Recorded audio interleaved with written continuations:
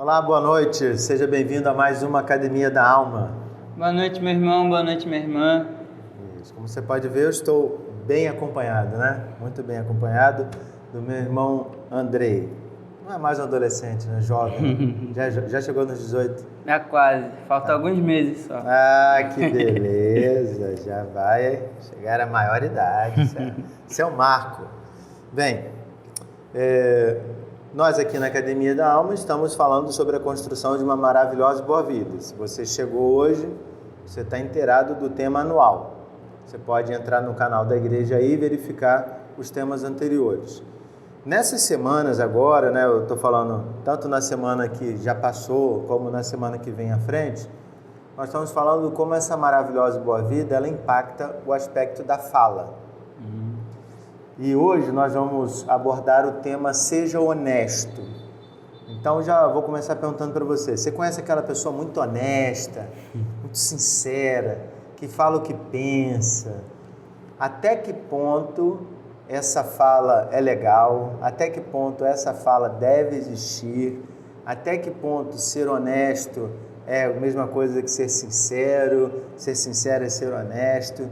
E até que ponto isso tem que existir na vida cristã e na maravilhosa boa vida? Tudo isso o Andrei vai responder hoje. Que Deus me ajude, né? Nós vamos responder junto. E é claro que nós contamos aí com a sua participação. O texto de hoje é Efésios 4, versículos de 11 a 16. Nós vamos ler. Eu vou ler aqui na ARA, porque foi a versão que eu usei para pensar no tema, né? Então, não sei como é que está em outras versões, porque esse texto aqui eu não li. Mas antes da leitura, eu queria convidar você a fechar seus olhos para a gente orar. Deus bendito, nós clamamos ao Senhor por sabedoria, iluminação, para que a Tua palavra vasculhe os esconderijos que existem ou possam existir no nosso coração, e todas as coisas que existem lá e que não agradam ao Senhor, que elas sejam retiradas. Nós contamos com a Tua graça para isso, né? Ajuda-nos. Abençoa o Andrei, abençoa a mim, abençoa cada ouvinte que está participando hoje ou em qualquer tempo, né? Porque graças à tecnologia, esta palavra de hoje ficará aí nas redes por muito tempo. Nós rogamos então ao Senhor que nos ajude para que as pessoas que ouvem possam ser muito abençoadas pela Tua palavra. Em nome de Cristo nós oramos. Amém. Amém. Muito bem, então diz assim o texto. E Ele mesmo concedeu uns para apóstolos, outros para profetas, outros para evangelistas e outros para pastores e mestres, com vistas ao aperfeiçoamento dos santos, para o desempenho do seu serviço, para a edificação do corpo de Cristo, até que todos cheguemos à unidade da fé e do pleno conhecimento do Filho de Deus, à perfeita varonilidade, à medida da estatura da plenitude de Cristo. Para que não mais sejamos como meninos, agitados de um lado para o outro e levados ao redor por todo vento de doutrina, pela artimanha dos homens, pela astúcia com que induzem ao erro. Mas, seguindo a verdade em amor, cresçamos em tudo naquele que é a cabeça, Cristo, de quem todo o corpo, bem ajustado e consolidado pelo auxílio de toda a junta, segundo a justa cooperação de cada parte, efetua o seu próprio aumento para edificação em si mesmo, em amor. Muito bem, que o Senhor nos abençoe, né? Amém. Eu li do versículo 11 ao 16, mas o nosso foco está a partir do 15, né? Na verdade, está mais centralizado no verso 15. Mas por que eu li do 11 ao 16? Para você que está participando aí da Academia da Alma entender. Nesse contexto, Paulo está falando da dinâmica da igreja. Da dinâmica da igreja, ele diz assim, ó, Deus constituiu 5, né? Apóstolos, profetas, pastores, evangelistas e mestres. Existem 5 funções essenciais que precisam existir na igreja. O exercício dessas funções existe. Não pensa como apóstolo, como o apóstolo, né? Mas aqui tem uma série de dons que estão relacionados a essa figura do apóstolo. Então, esses 5 em exercício, eles vão fazendo com que a igreja cresça, seja edificada. Então há um propósito, né? Quando a gente exerce o nosso dom, para que a Academia da Alma está acontecendo, né? Para que você seja edificado. Então, tudo que a gente fala, produz, a gente não quer só uma curtida, nem um simples compartilhar. A gente quer que a sua vida seja edificada. Esse é o propósito. Como é que eu sei que eu sou edificado? Eu estou cada vez mais parecido com Cristo Jesus. Essa é a ideia. A partir disso, existem impactos. Então, se o exercício do meu dom está produzindo a edificação da igreja, o outro está sendo impactado. No versículo 15. Então, a gente diz que essa verdade vai ser seguida pelas pessoas em amor, e a ideia é que todo mundo cresça em Jesus, que é a cabeça. Então, simples. Olhando para o verso 15, a gente precisa seguir a verdade, que aqui nós traduzimos como honestidade, porque a verdade aqui não tem a ideia de contrário da mentira. Está falando de falar aquilo que é real, a verdade, ser honesto, abrir o coração. E nessa abertura, né, que a gente tem para falar a verdade, a gente vai se ajustando, diz o corpo, né? Isso. Com o auxílio de todo mundo vai crescendo, e esse é o movimento que precisa acontecer e que a gente vai falar aqui hoje. Muito bem, então vamos lá. Tá tranquilo? Graças a Deus. Isso aí. André, você se acha uma pessoa honesta? Acho que sim, mas sempre poderia melhorar, né? Exemplo, hoje mesmo na escola a gente estava tendo uma aula, uma dessas aulas aí do novo ensino médio, né? Que é meio... nem os professores entendem ainda muito bem como é que é, e a gente é aluno menos ainda, né? Aí uma professora estava adiantando... disciplinas novas, né? Eles tiram, tipo assim, você escolhe a área que você quer, e aí eles tiram, acho que você não vai bem, né? E colocam mais aulas da área que você gosta.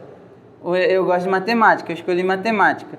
Aí eu não tenho história, não tenho geografia, tenho 13 tempos de matemática durante a semana, e não tem história, não tem sociologia, filosofia. Não, sociologia até tem. E aí não sabia disso. Essa reforma aí. E pior que começou comigo. A minha turma foi a primeira de primeiro, a primeira de segundo e agora a primeira de terceiro. Caramba, meu Deus. E aí hoje eu tenho 4 tempos de lógica. E aí a professora estava adiantando outra turma, falou pra gente brincar de batalha naval, enquanto ela estava lá com a outra turma. E a gente estava brincando, só que aí teve uma hora que começou a ficar chato, né? E aí já tava jogando papel assim pro lado pro cara que tava jogando comigo ver onde que era pra ele falar o número pra eu poder marcar. E eu já tava tentando dar uma bisoiada no papel dele pra acabar o jogo logo, né? Que tava já chato. E aí nesse momento faltou honestidade, né? Então a gente pode já entender que ser honesto tem desafios. Sim. Algumas situações, no seu caso aí, era o cansaço, o estresse. Podem existir outras motivações que levem a gente a não ser honesto. Essa é uma tentação para todo mundo. Infelizmente sim, né? É uma realidade. Sim, é uma realidade. Não, sim. Quem nunca... Falar igual Jesus, né? Quem nunca pegou que atira a primeira pedra. Mas quem nunca teve que dizer ou responder aquela pergunta? E aí, como é que você está? Não, está bem, está bonito. Tá? Ou foi pego de surpresa numa pergunta. Imagina que o professor pergunte: e aí, o que vocês acharam da aula hoje? Aí você assim, meu Deus, a professora chegou hoje, se eu falar que foi ruim... foi bom, professora. Então, você não foi 100% honesto. Não estou dizendo que foi ruim, mas você também não deu feedbacks verdadeiros para ela, né? Talvez com medo dela ficar triste, abatida. Isso acontece em muitas situações. Crianças pequenininhas fazem bobagem e aí, com medo de traumatizar as crianças, às vezes os pais falam: não, tranquilo, tá, muito bem, deixa... Mas no fundo... O filho da visita, né? Quando vem na nossa casa. Exemplo excelente, André. O filho da visita, é isso aí. Chegou aquele moleque, né? Fazendo aquela bagunça na sua casa. Tranquilo, deixa o menino brincar. Deixa o menino brincar. Na sua casa, seus filhos não podem nem subir no sofá, né? Mas o filho da visita subiu, pulou, saltou de paraquedas e fez tudo mais. Bem, mas a gente já começou perguntando se você era honesto, mas o que caracteriza ser uma pessoa honesta? O que você acha assim? Para ser honesto precisa, eu acho que é sempre ter o compromisso com a verdade, né? Sempre buscar a verdade, independente se o jogo tá chato, não vou deixar ver meu papel não, falando do exemplo que eu falei, né? Sempre, e também sempre estar pronto para ajudar, mas não para tirar vantagem, né? Porque eu acho que uma das coisas de desonestidade que acontece também muito é quando a gente vai tentar ajudar, mas para obter alguma coisa, né? Em troca. E você se aproxima, mas tem uma intenção por trás. Isso. É uma falta de honestidade, né? Você deveria se aproximar para ajudar. Você não disse a intenção real. Não se mostrou de verdade, né? É isso. Então, duas características. Ter esse compromisso com a verdade e mostrar as intenções. Isso. Beleza. Então, no texto aqui, fala que a gente deve seguir com a verdade em amor com os outros. Então, existe esse balançozinho, né? Verdade em amor. Há algum limite para que eu não seja honesto com as pessoas? Não deveria haver, né? O exemplo que você citou ficou bonita essa roupa em mim? Ficou. Esse é um caso que o nosso cérebro fala assim, é melhor não contrariar, é melhor falar que tá. Mas é um limite, né, que a gente coloca para a honestidade, quando deveria ser, não, justamente porque eu amo essa pessoa, eu não vou deixar ela sair com uma roupa feia na rua para todo mundo ficar rindo dela, né? Então eu vou, por mais que ela fique triste naquele momento. Sim, uma ajuda a outra, né? Eu diria que as duas são essenciais, existir junto, porque sem amor, se eu sair sendo honesto sem amor, é aquele famoso cavalo, né, que o pessoal fala. Mas também, se eu tenho amor pela pessoa, eu vou ser sempre honesto com ela, não vou enganar. Por mais que eu pense, por mais que ela possa ficar triste, né, eu vou falar, olha, isso que você fez está errado. Ou então, essa roupa não é muito legal para você sair, não. Entendi. Mas vamos pensar aí, vamos caminhar no seu pensamento, não é nenhuma pegadinha. Você disse assim, mas vamos ser sempre honestos com essa pessoa. Mas a gente pode chegar ao ponto de ser sempre honesto e se tornar uma pessoa um tanto insuportável? Caramba, poxa, o Andrei sempre é honesto demais, sempre é verdadeiro demais. Ele está falando e, poxa, está me magoando e não perceber. É possível que a gente seja honesto, ou até transformar isso em algo do discipulado, e não agrade a Deus? Infelizmente sim. E aí, de novo, pelo pecado, né, que acaba tirando também o nosso freio. A gente vai sendo... A gente não se importa mais com o jeito de falar, né? Ainda mais se da primeira vez dá certo, né? A gente é muito assim, se da primeira vez dá certo, a gente não muda mais. Eu sei que se eu chamar o pastor para conversar com ele que ele está errando nisso, ele vai me ouvir, vai me atender, porque da primeira vez já deu certo.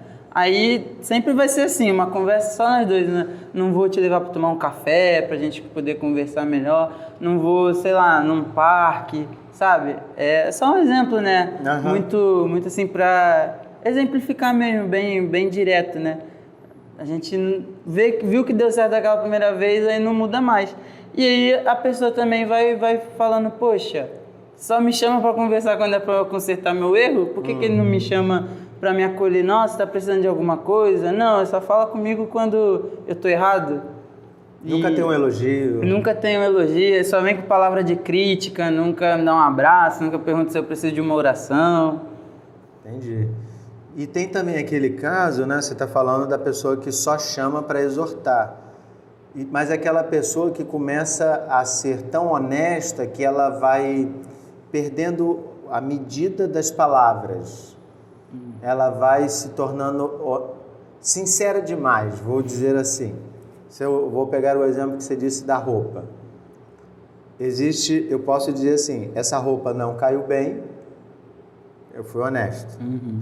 Eu posso dizer, você ficou horrível, também fui honesto. Mas não precisava ser desse jeito. Entendeu?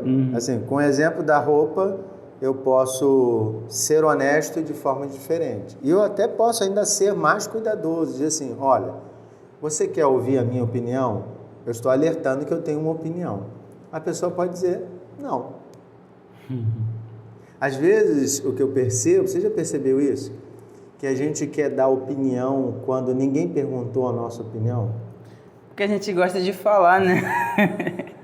Em vez da gente ficar ali quietinho, a gente quer falar mesmo.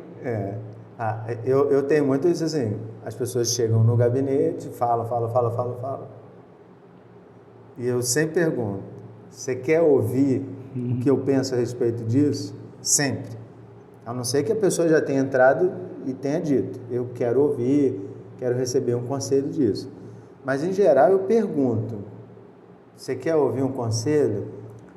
Porque existem pessoas que não querem ouvir o conselho. Então, se a pessoa não quer ouvir, por mais que eu tente ser honesto e tente ajudar aquela pessoa, existe um outro ponto que é essencial, que é a outra pessoa querer ouvir esse processo.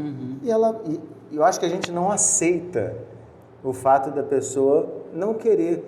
Mas por que ela não quer? Pode estar num dia ruim, pode estar com a cabeça cheia de problema e saber que a roupa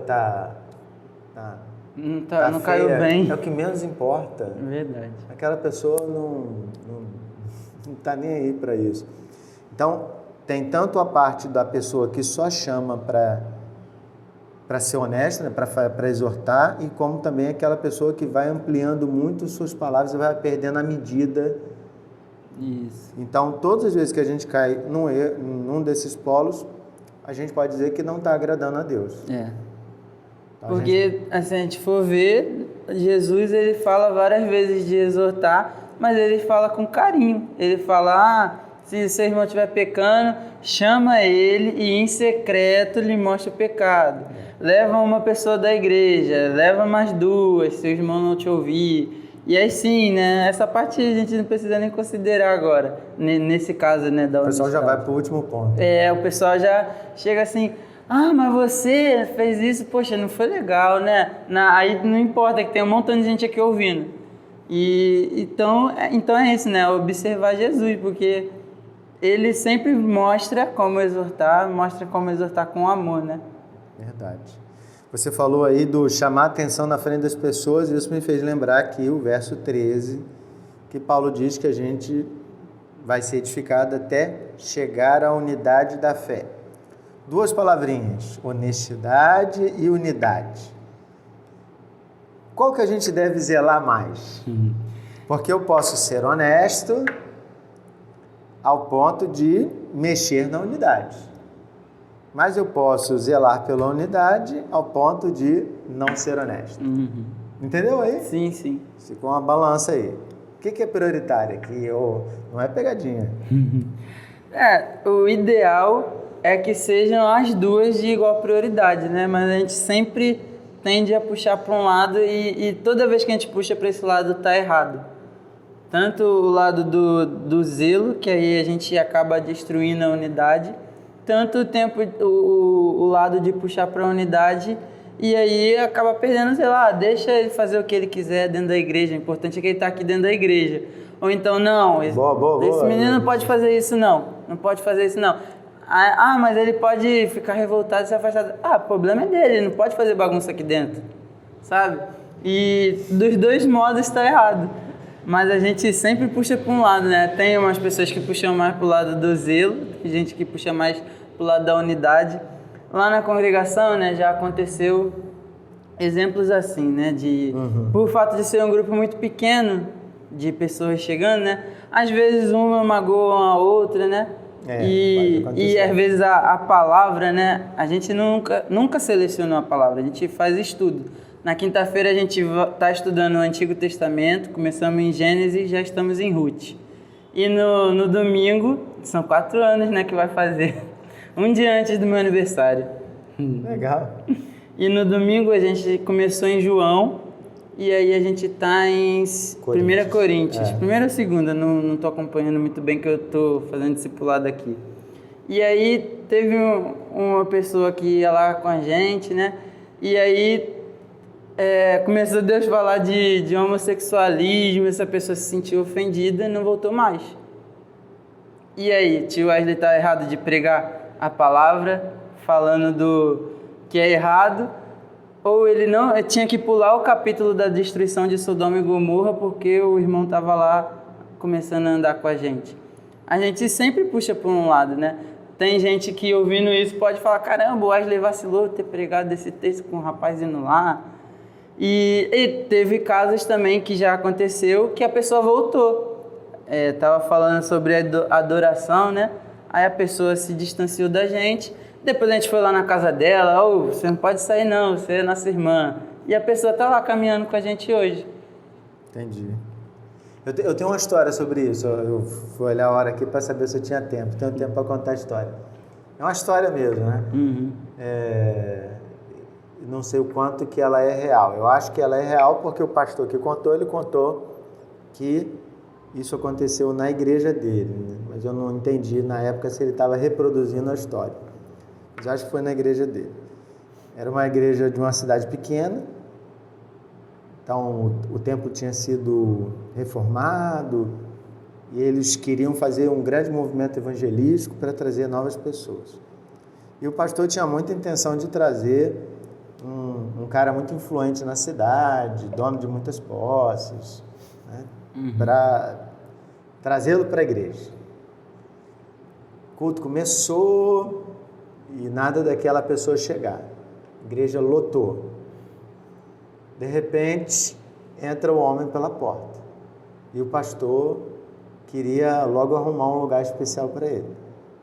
Só que esse homem, ele sentou do lado da pessoa mais complicada da igreja. Isso. E o pastor lá na frente chamou os líderes e fez de tudo para tentar tirar essa pessoa do lado da pessoa mais complicada da igreja, né? E não conseguiu. Ele então pregou e deu o seu melhor, né? Dizia o pastor que deu o meu melhor. Só que ele reparava que todas as vezes o visitante fazia uma pergunta para essa pessoa que estava do lado. Disse que a pessoa voltava e respondia rapidamente e vida que segue. Isso aconteceu umas 3 vezes. De repente, antes do culto acabar, o visitante levantou e foi embora. Passou meses e nada do homem voltar para a igreja. O pastor ficou frustrado, muito triste poxa, preguei tanto, me esforcei tanto e não teve mudança nenhuma, queria que aquele homem tivesse convertido. Depois de passar alguns meses, aquele homem voltou na igreja. O pastor então estava convencido de que foi por causa do sermão que ele pregou, mas não foi. Foi por causa daquele irmãozinho que estava lá do lado dele, a pessoa mais complicada da igreja. O pastor então olhou para o rapaz e perguntou, tá, mas o que ele falou assim de tão especial que eu não falei no sermão? O pastor queria saber. Aí o homem contou, olha, o senhor estava pregando e o senhor falou alguma coisa de pecado, foi a primeira vez que eu ouvi, aí eu perguntei sobre pecado e para a pessoa do lado, ela olhou para mim e falou assim, você é pecador, você vai para o inferno. E aí eu fiquei em choque, o homem contando, né? Fiquei em choque, aí de repente o senhor falou outra coisa lá, de inferno, eu falei assim, poxa, mas o que é o inferno? E aí a pessoa respondeu, é o lugar para onde você vai. Aí a pessoa ficou muito incomodada e de repente outra palavra que ele falou lá, diabo, não lembro mais. Aí a pessoa perguntou e aí essa pessoa da igreja olhou para ele assim, você vai para o inferno. E voltou e olhando para o pastor. Foi a hora que ele levantou e foi embora. O visitante então disse que aquela palavra de você vai para o inferno entrou na cabeça dele. Você vai para o inferno, entrou na cabeça dele. E o que aconteceu? Aquele homem diz que quando ele ligava o carro, parecia que Deus falava, você vai pro inferno. Aí ele falava assim que ele tomava banho, parecia que as letras caíam em cima dele, que ele ia pro inferno. Aí ele disse, eu botei uma sopa para mim, é como se formasse na sopa que eu ia pro inferno. Então Deus usou aquele homem de alguma forma, a pessoa mais complicada da igreja. Eu contei essa história por quê? Porque o exemplo que você deu da criança, né? A criança que faz bagunça, quem está preocupado com a unidade vai dizer, deixa a criança aí, é melhor ela estar aí. A pessoa que está preocupada com a honestidade vai dizer, essa criança precisa de correção, ela não pode ficar assim. Ah, mas ela vai sair, não estou nem aí. Uhum. Essa balança, de verdade, é uma balança muito difícil. Às vezes eu pendo para um lado, às vezes eu pendo para o outro. Eu acho que não existe uma fórmula mágica. Se eu pudesse dar a minha opinião, eu acho que não tem uma fórmula mágica. Nós somos pessoas e, de alguma forma, a gente julga pela... A gente tenta ter uma balança muito equilibrada, mas a gente não tem essa balança. Imagine que você vai ter que exortar uma pessoa que é uma pessoa que você não tem muito carinho por ela. Certamente você tem a tendência de ser mais duro com ela. Sim. Se você vai exortar alguém que você tem muito carinho por ela, que você tem muita preocupação de magoar, você vai ser muito mais cuidadoso. Vai passar a mão na cabeça, assim, vai chamar no ombrinho para conversar. Isso. Percebe? Então, nós temos... O pecado faz isso com a gente, né? A gente não consegue ser de verdade equilibrado. Só que eu estou destacando isso aqui porque eu acho muito interessante a preocupação de Paulo ao dizer que honestidade, verdade, e unidade estão em lados opostos da balança e que precisa existir equilíbrio, porque se eu só for honesto, eu destruo a unidade. Então eu posso realmente dizer para a pessoa, olha, você não tem compromisso nenhum com Cristo. Eu estou olhando. Uhum. Eu posso falar isso, eu posso ter autorização para falar isso. Só que essa palavra, desta forma, ela foi tão honesta que ela pode destruir o coração dessa pessoa. Então, essa pessoa não está tendo compromisso com Cristo. Mas como é que eu posso ser honesto com ela ao ponto de trazê-la para a unidade? É uma balança difícil. Sim. Então, você estava falando lá da congregação. É uma balança difícil. Prega, a pessoa ouve, ela se sentiu acusada, ela vai embora. Mas se a gente luta pela unidade, o que a gente vai fazer? Bem, é isso mesmo. Tem uma situação de pecado, mas não significa que o Senhor não te ama. Uhum, exatamente isso. Nós podemos caminhar. Você pode ouvir o Senhor. Então, ouve o Senhor de novo. Abre o seu coração para isso. Não significa que eu fui honesto, que eu posso jogar aquela pessoa no lixo. Então, esse equilíbrio entre a honestidade e a unidade, para mim, é uma coisa muito importante. Eu acho que a gente está polarizando muitas coisas no mundo inteiro, né? Ou você é de direita à esquerda, ou você é a favor ou contra, é sempre assim. Eu sou honesto, mas eu não posso não me preocupar com a unidade. Eu preciso lidar com os dois. Eu acho que é por aí, né? A gente sempre tem que obrigado a escolher um lado, né? Sempre obrigado a escolher um lado. Por que não juntar os dois, né? Fazer um lado só. Exatamente. Eu acho que é por aí. Essa é a proposta aí. Bem, no versículo 13 ainda, e já para a gente ir caminhando para o final, acompanhar aqui, né? Até que todos cheguemos à unidade da fé e do pleno conhecimento do Filho de Deus, à perfeita varonilidade, à medida da estatura da plenitude de Cristo. Cheguemos ao pleno conhecimento do Filho de Deus, perfeita varonilidade. Resumindo, o que Paulo está dizendo aqui é que a gente deveria parecer com Jesus. Então eu percebo que a nossa vida cristã, ela poderia ser uma escadinha, né? Para a gente perceber uma evolução. A nossa vida não é assim uma escadinha, né? Ela está no plano horizontal. Mas se a gente pudesse colocar, as coisas vão subindo. Para nós, está em cima é que a gente cresceu. Quando você tiver filho, você vai ter essa experiência de marcar lá o tamanho da criança. E cresceu, ó, aqui, ó, último tracinho, um mês atrás, ó, cresceu agora. Todo mundo que é pequenininho tem aquela coisa, eu cresci. As crianças, quando iam no pediatra, perguntavam, cresci quanto? Todo mundo quer saber o quanto cresceu. Então, essa ideia de crescimento mostra realmente o nosso amadurecimento. E o crescimento que Paulo está dizendo aqui a gente tem que crescer até parecer com Jesus. Você falou isso, né? Jesus era cuidadoso, falava a verdade em amor. Até quando ele era duro com os escribas e fariseus, ele foi duro muitas vezes, ele foi honesto, mas nunca foi para destruí-los. Sim, foi para confrontar. Confrontar, e se eles ouvissem, o que teria acontecido? Se ajuntariam à unidade.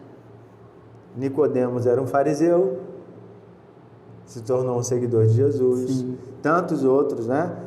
A filha de Jairo. Jairo era um homem que estava lá junto com as autoridades judaicas. Então, a gente percebe que Jesus, mesmo quando foi super honesto, duro, a palavra dele nunca foi para destruir. Nunca foi para... Vocês não têm chance. Vocês vão para o inferno. Não. Era para trazer para perto.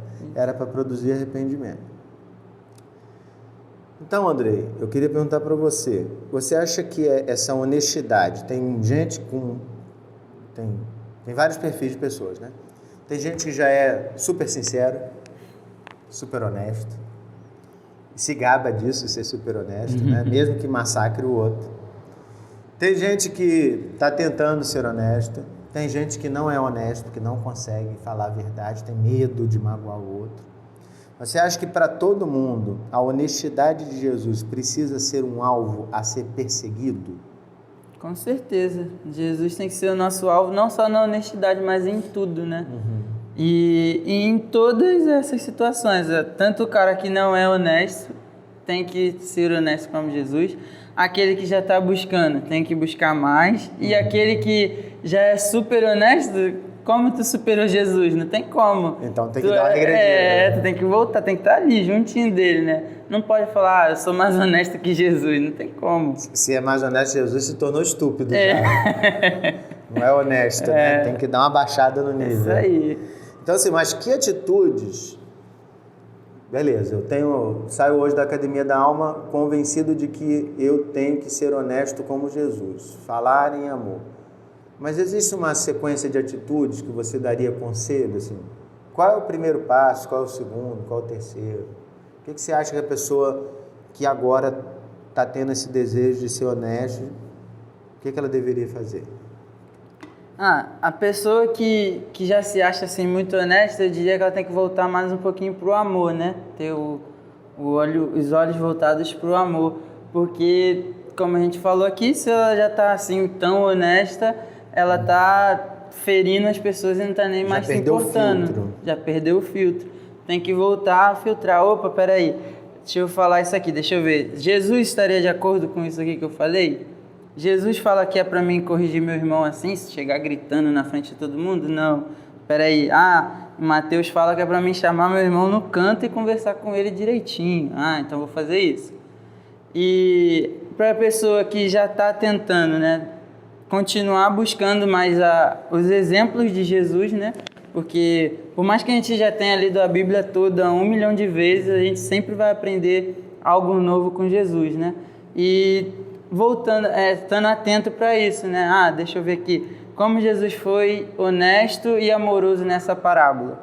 Como Jesus falou, exortou Pedro aqui, né, nesse lugar aqui. Deixa eu ver como é que foi que ele falou. Ele falou assim, assado.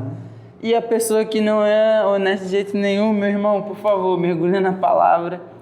Porque a gente tem, né? A gente também não pode só puxar para o lado do amor, porque aí a gente deixa todo mundo fazer o que quiser, a gente não tem mais exemplos de pequenos cristos, né? Aquela pessoa fala que é cristão, mas, você vai ver os frutos, né? Como a Bíblia fala que pelos frutos a gente vai conhecer a árvore. E aí a pessoa faz várias coisas que gente que é cristã não faz, e aí ninguém fala nada, todo mundo deixa ela seguir naquilo. Então também não é certo, né? Você está falando aí, me lembrou de algo que eu li hoje num livro e que, assim, você falou, saltou aqui na minha mente. Quando Davi cometeu o pecado com Batseba, quanta gente ficou sabendo que Davi tinha errado? Mas ninguém falou com Davi. Só tem um que vai falar com Davi, que é Natan. Natan é o cara que tem a coragem para falar com Davi, porque ele é rei. A gente não pode esquecer disso. Do outro lado tem um cara que é guerreiro, que estava acostumado a vencer, que estava acostumado a dar ordem para matar, mas não estava acostumado a receber bronca. Sim. Então, Natan tem que vencer o medo. Então, você que tem medo de ser honesto, é difícil para você, foi difícil para o Natan, é difícil para mim, é difícil para o Andrei.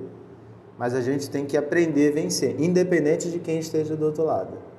É a primeira coisa. Segundo, quando a gente vê Natan corrigindo Davi, eu acho que essa história ilustra bem o que você acabou de dizer. Quando a gente vê Natan corrigindo Davi, Natan não começa dizendo assim, você é um adúltero, safado sem vergonha. Chega no amor. Ele conta uma história. Tinha um homem que tinha uma ovelhinha, aí veio outro homem muito rico, pegou a ovelhinha daquele cara. Então sempre existe uma forma amorosa para se contar a verdade, para ser honesto. Porque no fundo, o que Natan queria é que Davi entendesse que ele estava errado. Davi fica furioso com o homem e pergunta quem é. Aí é a hora da honestidade, né? Esse homem é você. O que a gente vê no final é o arrependimento de Davi. Sim. Mas e se Natan não tivesse falado nada? Será que a gente teria o Salmo 32? O Salmo 51? Não. Não teria. E eu vou te falar, o bebê já tinha nascido. Então nós estamos falando de meses. Sim. De Davi fez a bobagem, matou o marido, né? Casou com ela, todo mundo viu, ninguém falou, passou 1 mês, 2, 3, 4, 5, 6, 7, 8, 9, nasceu a criança, aí o Natan vai falar.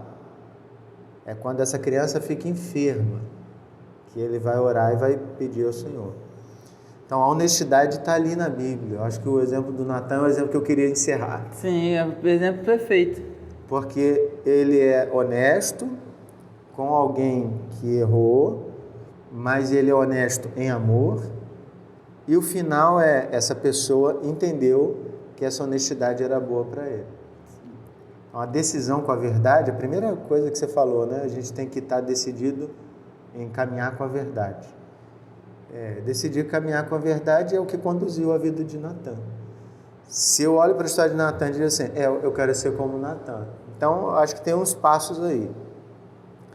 Esse passo que o Andrei estabeleceu é fundamental, eu quero lembrar.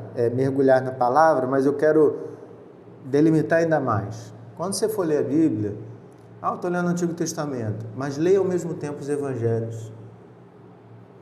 Para você mergulhar na história de Jesus o tempo todo e perceber todos os detalhes de o que Jesus fez o tempo todo. Porque quanto mais você lê, mais essas histórias vão entrando na sua mente, mais você vai entendendo por que Jesus fez, como fez, e isso vai enchendo o seu coração. Então, eu estou lendo Gênesis agora, poxa, até eu chegar em Mateus. Não, lê Gênesis e Mateus, lê Êxodo e Marcos, lê Números e Lucas, tanto faz, mas lê paralelamente. Eu leio 3 capítulos da Bíblia. Tá bom, lê um do Novo, do Antigo Testamento, ou 2, e lê um do Novo. Mas leia ao mesmo tempo para você continuar o tempo todo mergulhado. Acabei, João. Volta, Mateus, Marcos, Lucas, não. Eu falo isso porque eu faço isso. Eu faço isso. A preocupação não é gravar o texto. A preocupação não é saber, João 8, 42. A preocupação não é essa. A preocupação é, eu olho para Jesus e percebo a atitude de Jesus, como a atitude de Jesus foi prudente. Se a gente não é honesto, a gente vai permitir que o irmão esteja no erro. Mas se a gente só aponta o erro, a gente destrói a unidade. Se a gente só aponta o erro, a gente não tem mais o irmão. Isso. E quando Jesus diz lá em Mateus 18, se você tomou todo o cuidado, no final você ganha o seu irmão. E aí ele se torna seu irmão de verdade, porque ele percebeu que houve amor. Muito bem, muito bom conversar com o Andrei. Tem mais algum conselho? Só mergulhar na Bíblia mesmo já é o melhor, né? É o único melhor. Mergulhar. Bom conselho. Então nós chegamos ao final da nossa conversa de hoje. O conselho é: seja honesto e se preocupe com a unidade, mas seja honesto em amor e pessoas serão abençoadas. Andrei, ora para nós? Sim. Oremos. Senhor, muito obrigado pela sua palavra, Pai.